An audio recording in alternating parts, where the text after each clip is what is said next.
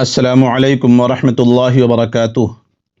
معزز ناظرین، آج ہم آپ کو تاریخ اسلام کے ایک ایسے غیر معمولی اور دل دہلا دینے والے واقعے سے روشناس کرانے جا رہے ہیں جو ہمیں یہ سکھاتا ہے کہ مشکلات کتنی بھی بڑی ہوں، محنت، صبر اور اخلاص کے ساتھ کام کرنے پر اللہ کی مدد ہمیشہ ہمارے ساتھ ہوتی ہے۔ جب مدینہ منورہ پر ایک عظیم لشکر حملہ آور ہونے کے لیے تیار تھا اور اسلام کو جڑ سے اکھاڑنے کا منصوبہ بنایا گیا، تو پیارے نبی صلی اللہ علیہ وسلم اور آپ کے صحابہ کرام نے دشمن کا مقابلہ کس طرح کیا، کس طرح ایک منفرد جنگی حکمت عملی سے مسلمانوں نے اپنے دشمن کو شکست دے دی، یہ داستان آپ کو حیرت میں ڈال دے گی۔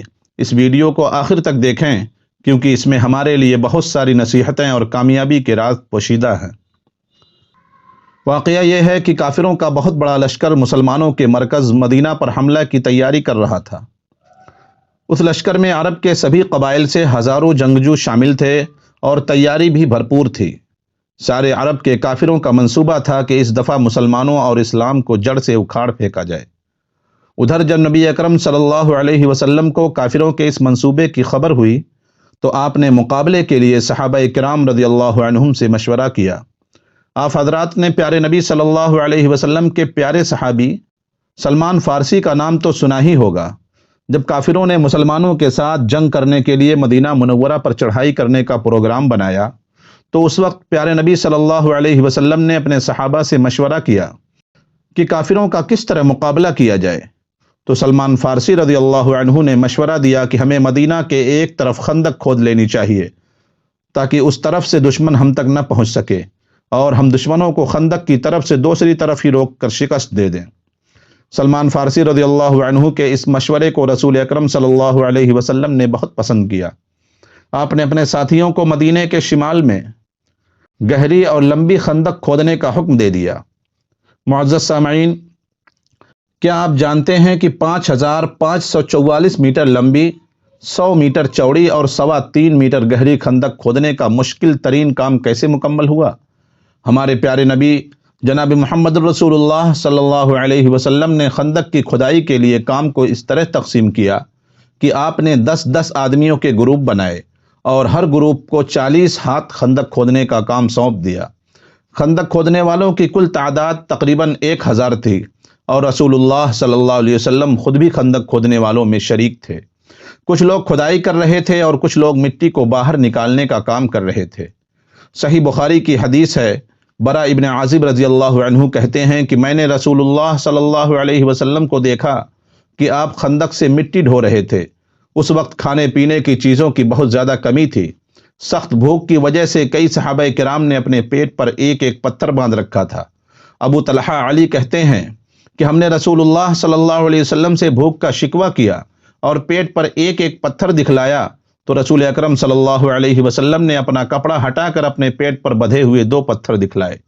یہ صورتحال دیکھ کر تمام صحابہ کرام انتہائی صبر و شکر کے ساتھ کام مزید تندہی سے کرنے لگے کہ ہمارے رہبر ہیں، حالانکہ محنت و مشقت میں تو ہمیں آگے ہونا چاہیے تھا۔